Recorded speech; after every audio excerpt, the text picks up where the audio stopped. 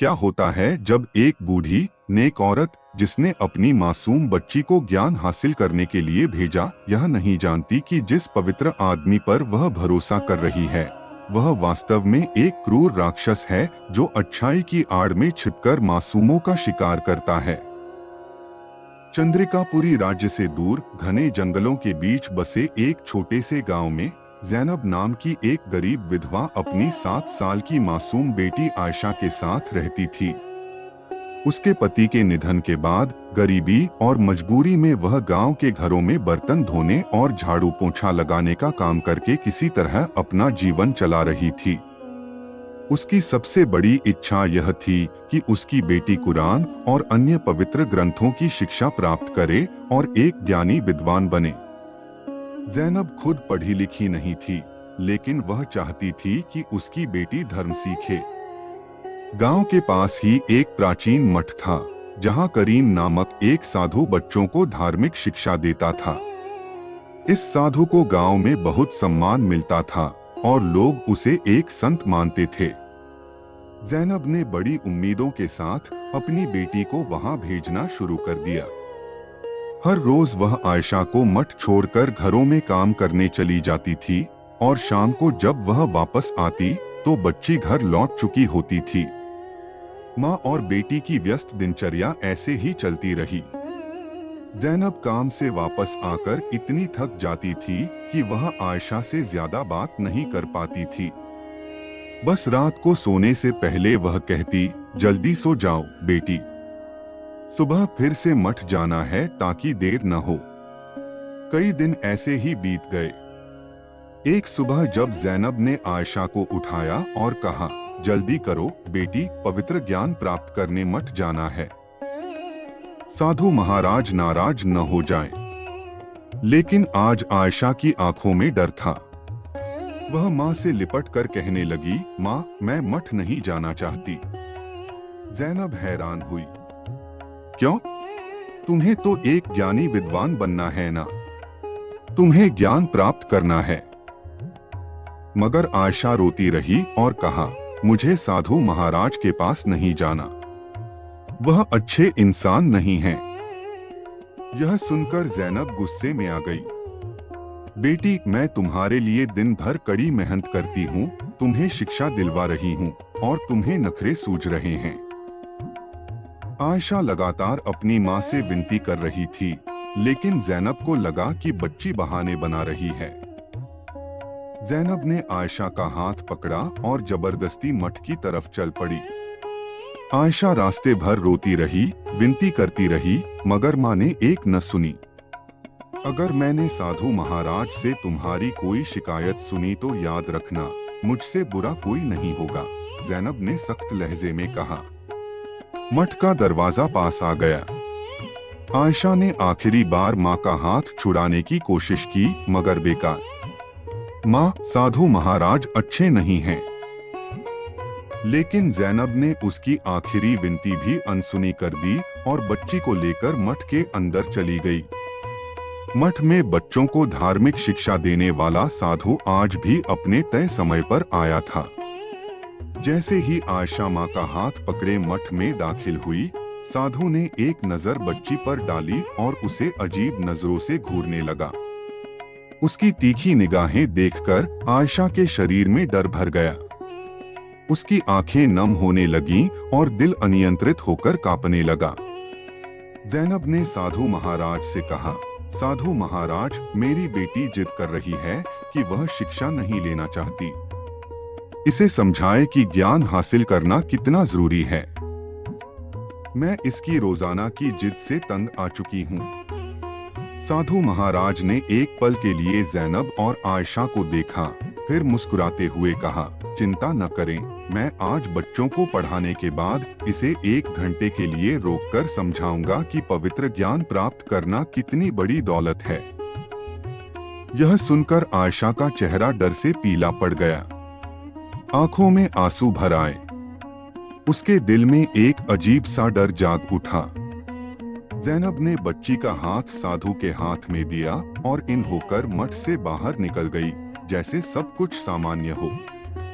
वह अपने रोजमर्रा के कामों में लग गई, लोगों के घरों में जाकर बर्तन धोती रही और साफ सफाई करती रही। समय बीतता रहा, लेकिन कुछ दिनों बाद आयशा में एक अजीब बदलाव आ गया। वह पहले की तरह खुश नजर नहीं आती थी। हर वक्त शांत और सहमी सहमी रहती। वह जरा सी आहट पर डर जाती। माँ के साथ सोती तो नींद में बड़बड़ाती, साधु महाराज मेरे साथ ऐसा न करें, भगवान के लिए मुझे छोड़ दें। ज़ैनब उसे बार बार दिलासा देती, बेटी साधु महाराज शायद सख्ती से पढ़ाते होंगे, इसीलिए तुम्हें डर लगता है। मगर ज्ञान के रास्ते में सख्ती सहनी पड़ती है। लेकिन वह नहीं जानती थी कि असली हकीकत क्या थी। समय बीतने के साथ आयशा का डर बढ़ने लगा। वह पहले से ज्यादा कमजोर और खामोश हो गई। जब भी वह मठ से वापस आती, सीधे अपने कमरे में जाकर दरवाजा बंद कर लेती और रोने लगती। ज़ैनब यह सब देखती, मगर उसे यही लगता कि साधु महाराज सख्ती से पढ़ाते हैं, इसीलिए बेटी नाराज है। वह हर रोज ईश्वर से प्रार्थना करती, हे भगवान मेरी बेटी के दिल में पवित्र ज्ञान के लिए मोहब्बत भर दो। फिर एक दिन एक अजीब घटना हुई। आज 2 घंटे हो चुके थे, मगर आयशा मठ से वापस नहीं आई थी। ज़ैनब को चिंता होने लगी। पहले तो उसने सोचा कि शायद साधु महाराज उसे समझा रहे होंगे, मगर समय बीतता गया। शाम होने लगी, मगर बेटी का कोई पता नहीं था। घबराहट में वह जल्दी से मठ की तरफ दौड़ी। जैसे ही वह वहां पहुंची, एक आदमी मठ के दरवाजे को बंद कर रहा था। ज़ैनब ने तुरंत उससे पूछा, मेरी बेटी अभी तक घर क्यों नहीं पहुंची? आदमी का रंग उड़ा हुआ था। उसकी आंखों में घबराहट थी। उसने हकलाते हुए कहा, आपकी बेटी? वह तो मेरे सामने मठ से बाहर गई थी। अगर वह घर नहीं पहुंची तो? यह सुनकर ज़ैनब के दिल में एक अजीब सा डर छा गया। उसे लगा जैसे उसके पैरों तले जमीन खिसक रही हो। मेरी बेटी कहाँ चली गई? वह तो हमेशा समय पर घर आती थी। आदमी ने घबराकर कहा, आपको शायद गलतफहमी हुई है। साधु महाराज हमेशा बच्चों को देर तक समझाते हैं ताकि उनके दिल में पवित्र ज्ञान के लिए मोहब्बत पैदा हो। आप ऐसा करें, मठ के अंदर जाकर देख लें। साधु महाराज से पूछ लें। ज़ैनब के दिल में बेचैनी बढ़ गई। उसने मठ के अंदर जाने के लिए कदम बढ़ाया, मगर आदमी के चेहरे पर हवाइयां उड़ रही थीं। वह बार बार पसीना पोंछ रहा था। यह सब कुछ असामान्य लग रहा था। ज़ैनब के दिल में डर ने अपने पंजे गाड़ दिए। अब उसके दिमाग में एक ही सवाल था, आखिर मेरी बेटी कहाँ है? ज़ैनब साधु के घर पहुंची। दरवाजा खटखटाया तो साधु की पत्नी बाहर आई। वह हैरानी से ज़ैनब को देखते हुए बोली, साधु महाराज तो अभी तक घर नहीं आए। वह हमेशा देर से आते हैं। बच्चों को मठ में पढ़ाने के बाद गांव के मुखिया के घर पवित्र ज्ञान पढ़ाने चले जाते हैं। यह सुनकर ज़ैनब का दिल जैसे बैठ गया। उसकी सांसें बेकाबू हो गईं और वह तेजी से अपने घर की तरफ भागी। जैसे ही वह दरवाजे पर पहुंची, सामने का नजारा असहनीय था। आयशा चारपाई पर बेसुध पड़ी थी। उसका चेहरा पीला था, शरीर ढीला और बिखरे हुए बाल खून से सने हुए थे। हाथों और गले पर चोट के निशान थे। ज़ैनब ने तड़पकर अपनी बेटी को सीने से लगा लिया। बेटी क्या हुआ? किसने तुझे मारा? यह किसने किया? आयशा की आंखों में आंसू भर आए। उसने कांपते होठों से बड़ी मुश्किल से कहा, साधु महाराज। यह कहकर उसकी आंखों में अंधेरा छा गया। ज़ैनब ने चीख मारी, बेटी आंखें खोलो, बेटी मुझे बताओ। मगर आयशा ने मां की गोद में आखिरी सांस ले ली। पूरा गांव मातम में डूब गया। ज़ैनब की चीखें हर तरफ गूंज रही थीं। मोहल्ले के मर्द औरतें सब इकट्ठा हो गए। हर कोई एक दूसरे को देख रहा था, जैसे इस क़यामत पर यकीन ना आ रहा हो। एक हंसती खेलती मासूम बच्ची, जिसे माँ ने ज्ञान की रोशनी के लिए मठ भेजा था, आज वह कफन में लिपटी पड़ी थी। लोगों में फुसफुसाहट होने लगी। बेचारी मासूम बच्ची मठ में पवित्र ज्ञान प्राप्त करने गई थी। रास्ते में किसी ने उसके साथ जुल्म किया और वह मर गई। ज़ैनब ने जब लोगों की बातें सुनी तो उसकी आंखों में नफरत की आग भड़क उठी। वह तड़पकर खड़ी हुई और चीखकर बोली, मैं जानती हूँ यह किसने किया है और मैं अपनी बेटी को इंसाफ दिलवा कर रहूंगी। वह इंसान नहीं, दरिंदा है जो अच्छाई का लिबास पहनकर लोगों को धोखा देता है। यह सुनते ही भीड़ हैरत में डूब गई। सब एक दूसरे को देखने लगे। उनके दिलों में डर बैठ गया। वे जानना चाहते थे कि आखिर वह दरिंदा कौन है, ताकि वे अपनी बच्चियों को उसके नापाक हाथों से बचा सकें। उसी समय मठ के साधु महाराज अंदर दाखिल हुए। जैसे ही ज़ैनब की नजर उन पर पड़ी, उसकी आंखों में खून उतर आया। वह चीख मारकर आगे बढ़ी और साधु का गिरेबान पकड़ लिया। तू ही मेरी बेटी का कातिल है। तूने उसे नोच नोच कर मार डाला। साधु हड़बड़ा गया, मगर लोग हैरान थे। कई लोगों ने ज़ैनब को पीछे करने की कोशिश की। यह तुम क्या कर रही हो? साधु महाराज पर इल्जाम लगा रही हो? वह तो नेक आदमी है। मगर ज़ैनब चिल्लाती रही, अगर मुझे पता होता कि यह भेड़िया है तो मैं कभी अपनी बच्ची को इसके पास न भेजती। लोग साधु को देखने लगे। उनके दिलों में शक की परछाइयां उभरने लगीं। साधु महाराज, जो हमेशा नेकी और धर्मपरायणता का पाठ पढ़ाते थे, आज उन पर एक बेवा माँ की चीख पुकार से इल्जाम लग रहा था। क्या वाकई वही इस मासूम की मौत का जिम्मेदार था? पूरे गांव में यह सुनकर हैरानी की लहर दौड़ गई कि साधु महाराज पर ऐसा इल्जाम लगा है। वह एक ऐसा शख्स था जिसे हर कोई इज्जत की निगाह से देखता था, जिसके शब्दों को लोग धर्म की बात समझकर स्वीकार करते थे। गांव के लोगों के लिए यह यकीन करना मुश्किल था कि वही साधु, जिसने सालों से बच्चों को पवित्र ज्ञान पढ़ाया, वह इस घिनौने काम का दोषी हो सकता है। साधु ने बेगुनाही का ढोंग करते हुए कहा, मैं तो सिर्फ इस मासूम बच्ची के अंतिम संस्कार में शामिल होने आया था, मगर मुझ पर इल्जाम लगा दिया गया। मैंने इस बच्ची को हमेशा अपनी बेटी की तरह समझा। मुझे नहीं मालूम था कि एक दिन मुझ पर ऐसा संगीन इल्जाम लगेगा। उसका अंदाज ऐसा था कि लोग दुविधा में पड़ गए। बेवा ज़ैनब, जो अपनी बेटी के आखिरी शब्द सुनकर दहाड़ रही थी, अब लोगों की बेवफाई और अविश्वास का सामना कर रही थी। कुछ औरतें उसके पास आईं और उसे दिलासा देने की बजाय कहने लगीं, हमें लगता है कि तुम्हें कोई गलतफहमी हुई है। साधु महाराज तो एक नेक और पवित्र इंसान हैं।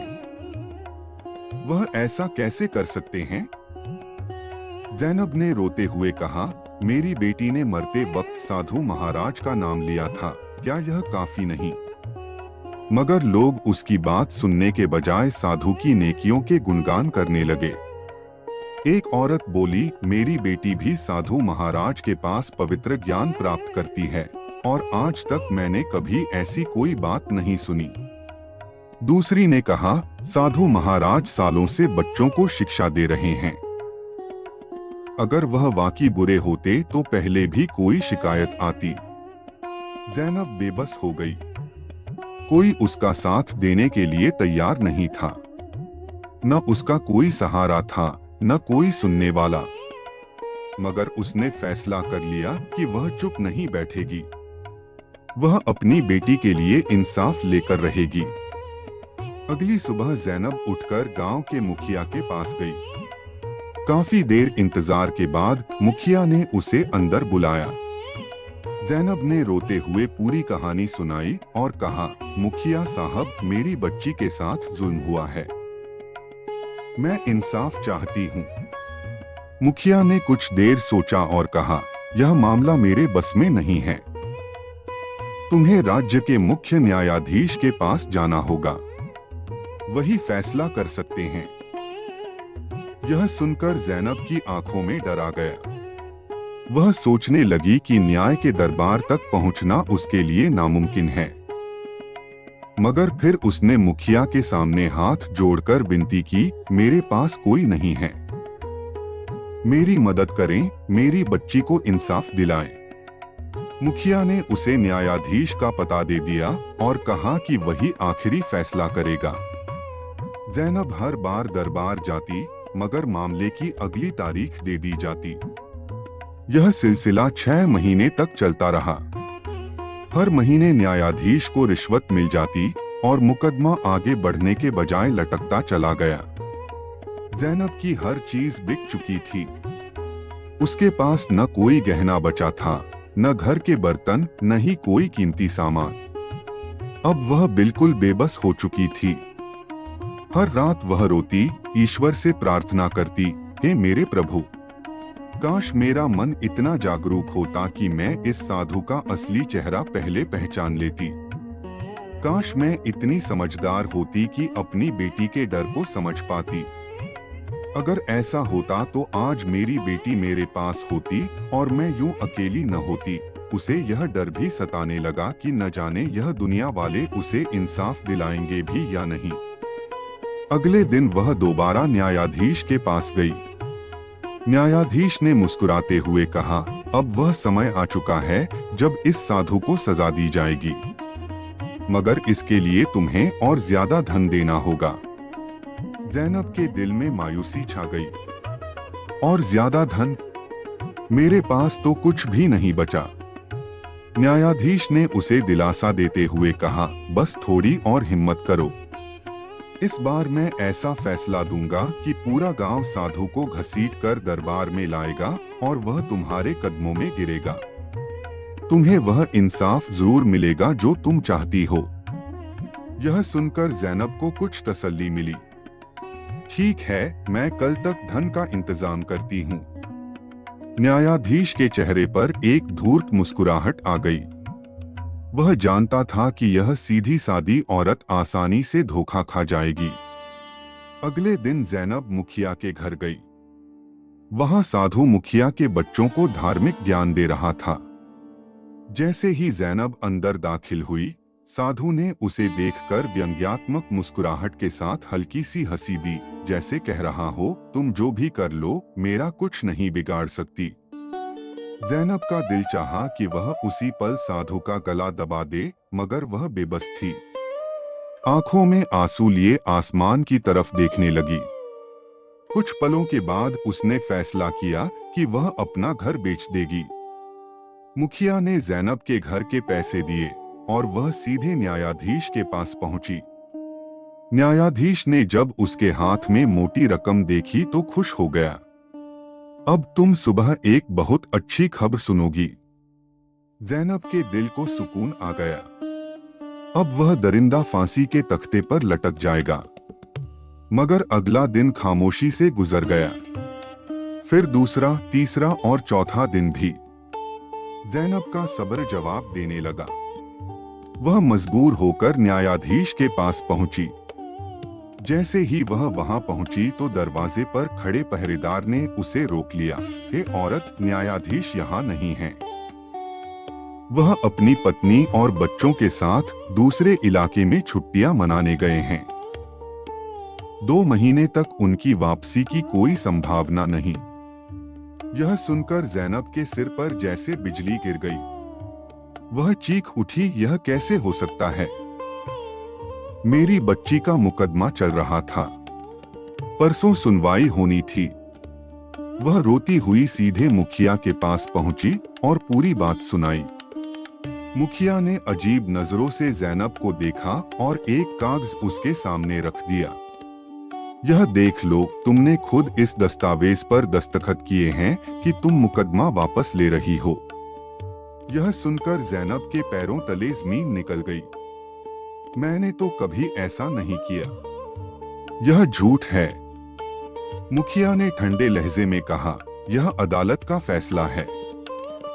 तुम्हारा मुकदमा खत्म हो चुका है। जैनब की आंखों में अंधेरा छा गया। यह कैसे हो सकता है? उसी समय मुखिया का एक नौकर आया और जैनब को धक्का देकर बाहर निकाल दिया। वह जमीन पर गिर गई और जोर जोर से दहाड़ मारकर रोने लगी। यह कैसा कानून है? यह कैसा दरबार है? वह चीख चीख कर आसमान की तरफ देखकर विनती कर रही थी, यह कानून सिर्फ अमीरों के लिए है। गरीबों को तो इंसाफ के नाम पर बस धोखा दिया जाता है। वह चीख चीख कर रो रही थी, गलियों में फरियाद कर रही थी, मगर कोई उसकी सुनने वाला नहीं था। वह उठी, आंसू पोंछे और गुस्से से चिल्लाते हुए बोली, तुम लोगों ने मेरे साथ इंसाफ नहीं किया, मगर मैं अपनी बेटी को खुद इंसाफ दिलवाऊंगी। यह कहते ही वह सीधी अपने घर गई। एक धारदार खंजर उठाया और साधु के घर की तरफ चल दी। इस वक्त साधु की पत्नी घर में मौजूद नहीं थी। दरवाजा खुला हुआ था। जैसे ही साधु ने उसे अंदर आते देखा, वह चौंक गया। वह जान गया था कि आज यह औरत चुप रहने वाली नहीं है, मगर वह फिर भी जैनब को कमजोर समझकर हंसी में उड़ा रहा था। जैनब की आंखों में खून उतर आया था। उसने खंजर की तरफ देखा और झपटकर साधु पर वार कर दिया। साधु ने तेजी से उसका हाथ पकड़ लिया और एक जोरदार थप्पड़ उसके चेहरे पर जड़ दिया। मगर आज जैनब के अंदर कोई डर नहीं था। वह निडर होकर चीखी, तूने मेरी बेटी को मार डाला। तू एक दरिंदा है जो लोगों के सामने फरिश्ता बना फिरता है। ईश्वर ने तुझे संतान जैसी दौलत से महरूम रखा क्योंकि तू इस काबिल ही नहीं था। साधु के चेहरे पर गुस्से की लाली दौड़ गई, मगर जैनब पीछे हटने वाली नहीं थी। उसने जोर से खंजर साधु के बाजू पर मार दिया। खून बहने लगा। साधु अब और ज्यादा गुस्से में आ चुका था। उसने जैनब पर पूरी ताकत से हमला कर दिया। वह उसे मुक्के, थप्पड़ और घूंसे मारता रहा जब तक कि वह खून से लथपथ न हो गई। जैनब कमजोर थी, मगर खुद को बचाने की कोशिश करती रही। वह साधु को नोचती, धक्का देती, मगर वह दरिंदा अपने इरादों में कामयाब हो गया। वही जुल्म जो उसने आयशा के साथ किया था, आज उसने आयशा की मां के साथ भी कर दिया। फिर जैसे कोई बेकार चीज हो, साधु ने उसे धक्के से बाहर गली में फेंक दिया। जैनब बेहोश हो चुकी थी। जब जैनब को होश आया तो उसका मानसिक संतुलन बिगड़ चुका था। अब वह एक बेबस, सदमे से चूर औरत थी जो पागलों की तरह गलियों में भटकती रही। वह दरवाजे खटखटाकर लोगों से विनती करती, देखो, तुम लोगों ने मुझे इंसाफ नहीं दिया। मेरी बच्ची को मरवा दिया, मगर ईश्वर देख रहा है। ईश्वर मुझे इंसाफ देगा। शुरू में लोग शर्मिंदा होते, अफसोस करते, कुछ उसे खाने को भी देते, मगर जैसे जैसे उसकी आहोबुका बढ़ती गई तो लोग उस पर गुस्सा करने लगे। कुछ ने उसे थप्पड़ मारे, कुछ ने उसे गालियां दी, और वह भूखी प्यासी दरबदर भटकती रही। फिर एक दिन लोग उसे गली के कचरे के ढेर पर मृत हालत में पड़ा हुआ देखते हैं। उसका कोई रिश्तेदार नहीं था। किसी ने उसकी खबर तक नहीं ली। कुछ लोगों ने तरस खाकर उसे दफना दिया। उस दिन के बाद वह किस्सा शायद खत्म हो जाता, मगर ऐसा नहीं हुआ। जिस रात जैनब को दफनाया गया, उस रात पूरे गांव में एक भयानक भूकंप आया। जमीन कांपने लगी। लोग डर से घरों से बाहर निकल आए। हे भगवान रहम कर, वे चीख रहे थे। मगर सबसे अजीब बात यह थी कि भूकंप के दौरान साधु के घर से चीख पुकार सुनाई दी। उसकी पत्नी चीख रही थी, बचाओ बचाओ। लोग भागते हुए साधु के घर पहुंचे और जो नजारा उन्होंने देखा वह अकल्पनीय था। साधु का पूरा शरीर जमीन में धंस चुका था, जो दरार पड़ने से फट गई थी। लोग डरकर पीछे हट गए। उनके चेहरों पर भय छा गया। यह क्या हुआ? यह कैसे हुआ? गांव के कुछ बुजुर्ग कांपते हुए बोले, यह उसके गुनाहों का नतीजा है, यह ईश्वर की सजा है। और उसी पल साधु की आखिरी चीख गूंजी और जमीन ने उसे अपने अंदर निगल लिया। गांव वालों के चेहरे पीले पड़ गए। कोई कुछ बोलने की हिम्मत नहीं कर पा रहा था। आज वे सब समझ चुके थे कि जिस औरत को वे झूठा समझ रहे थे वह सच कह रही थी, मगर अब देर हो चुकी थी। एक माँ अपनी बेटी के लिए इंसाफ मांगती रही, मगर दुनिया के कानून ने उसे दुत्कार दिया। मगर कुदरत का कानून कभी गलत नहीं होता। जैसे जैसे जमीन कांप रही थी, लोग डर से पीछे हटते रहे। साधु का शरीर धीरे धीरे जमीन में धंसता जा रहा था। सिर्फ उसका चेहरा नजर आ रहा था, मगर वह चेहरा अब इंसान का नहीं रहा था, बल्कि किसी बदसूरत बदरूह की तरह एक भयानक जानवर का रूप ले चुका था। यह देखकर लोग चीखने और चिल्लाने लगे। कुछ ने प्रार्थना करना शुरू कर दिया, कुछ ने जमीन की तरफ नजरें झुका ली, जबकि कुछ इतने डर गए थे कि वहां से भागने लगे। कुछ नौजवानों ने हिम्मत की और साधु को जमीन से बाहर निकालने की कोशिश की, मगर जैसे ही वे करीब पहुंचे, जमीन एक बार फिर जोर से हिली। एक जोरदार धमाके जैसी आवाज आई और वह दरार जो पहले खुली हुई थी, अचानक तंग होने लगी। इस दौरान लोगों को ऐसा लगा जैसे किसी ने इस दरार से बाहर आने की कोशिश की हो। एक साया सा हरकत करता नजर आया, मगर अगले ही पल वह साया जमीन के अंदर खींच लिया गया। देखते ही देखते साधु हमेशा के लिए उस दरार में गायब हो गया। यह मंजर इतना डरावना था कि वहां खड़े लोगों के होश उड़ गए। यह उस बेवा औरत की बद्दुआएं थीं। यह ईश्वर का अजाब था जो साधु के गुनाहों का बदला था। यह घटना पूरे इलाके में मशहूर हो गई। अखबारों में इसके बारे में लिखा गया। लोगों ने इस पर खोजबीन की और कई किताबों में भी इसका जिक्र किया जाने लगा। गांव के लोग जो कल तक साधु को एक संत समझते थे, आज जान चुके थे कि वह एक दरिंदा था जो मासूम बच्चों की इज्जत से खेलता था। यह कहानी सिर्फ एक बेवा औरत और उसकी पीड़ित बेटी की नहीं थी, बल्कि यह एक सबक था। प्रिय दोस्तों, अपने बच्चों का ख्याल रखें। देखें कि वे कहाँ जाते हैं, किसके पास शिक्षा प्राप्त करते हैं और उनके गुरु कैसे हैं। मैं हर गुरु या साधु के बारे में नहीं कह रही, मगर याद रखें, कुछ लोग ऐसे होते हैं जिनकी नापाक हरकतें बच्चे महसूस कर लेते हैं। अगर आपका बच्चा किसी जगह जाने से इनकार करे, अगर वह डरा हुआ हो, अगर वह आपसे कुछ कहना चाहता हो मगर जुबान से बता न पाए, तो उसे समझने की कोशिश करें। यह कहानी इस बात का सबूत है कि दुनिया का न्याय भले ही विफल हो जाए, मगर ईश्वर का न्याय हमेशा होता है। यह घटना पूरे आर्यवर्त साम्राज्य में एक भयानक चेतावनी बन गई। चंद्रिकापुरी राज्य में, जहां यह घटना हुई थी, राजा ने तुरंत एक विशेष दरबार लगाया। इस दरबार में गांव के सभी लोगों को बुलाया गया, जिसमें मुखिया और न्यायाधीश भी शामिल थे। राजा ने दहाड़ते हुए कहा, मेरे राज्य में ऐसा अन्याय हुआ और किसी ने मुझे खबर तक नहीं दी। एक मासूम बच्ची को उसके गुरु ने ही मार डाला और उसकी मां न्याय के लिए दर दर भटकती रही। तुम सब ने उस बेबस औरत को धक्के मारकर बाहर निकाल दिया और उसकी आहो-बुका को अनसुना कर दिया। मुखिया और न्यायाधीश कांपते हुए राजा के कदमों में गिर गए।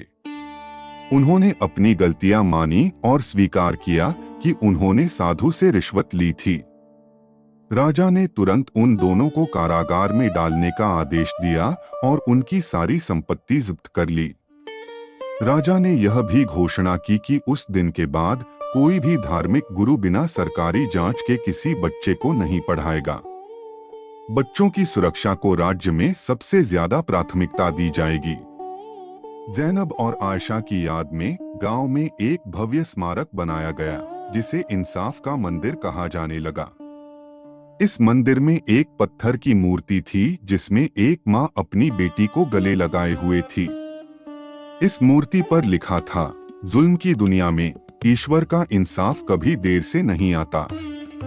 इस घटना के बाद ज़ैनब के गांव में एक नया कानून बना, जिसे मातृसत्य कानून कहा गया। इसके तहत अगर कोई बच्चा अपने माता पिता को किसी के खिलाफ शिकायत करता है तो उसे गंभीरता से लिया जाएगा। किसी भी मां के आंसुओं और उसकी फरियाद को कमजोर नहीं समझा जाएगा।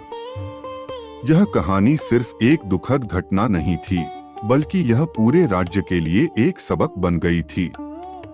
राजा का आदेश था कि इस कहानी को हर गांव, हर शहर और हर घर में सुनाया जाए, ताकि कोई और मां ज़ैनब जैसी पीड़ा न सहे और कोई और मासूम बच्ची आयशा जैसी मौत न मरे। यह कहानी हमें सिखाती है कि जब भी कोई बच्चा डर या पीड़ा महसूस करे तो हमें उसकी बात पर विश्वास करना चाहिए।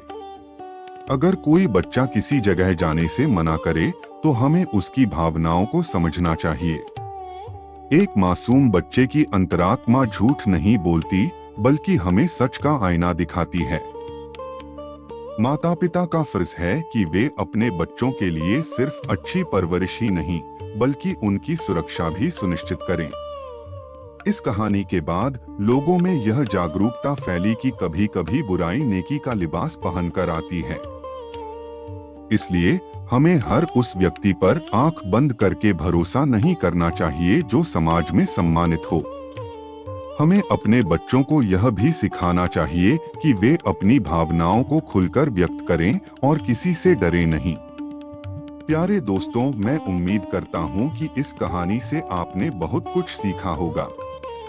माता पिता का सम्मान करें, अपने बच्चों की रक्षा करें और सबसे बढ़कर सच्चाई और इंसाफ के लिए आवाज उठाएं। अगर आपको यह कहानी पसंद आई है तो इसे अपने दोस्तों और परिवार के साथ शेयर करें। हमारे चैनल को सब्सक्राइब करें ताकि आप ऐसे और भी सबक और कहानियां देख सकें। कमेंट में अपनी राय जरूर दें और बताएं कि आपको यह कहानी कैसी लगी।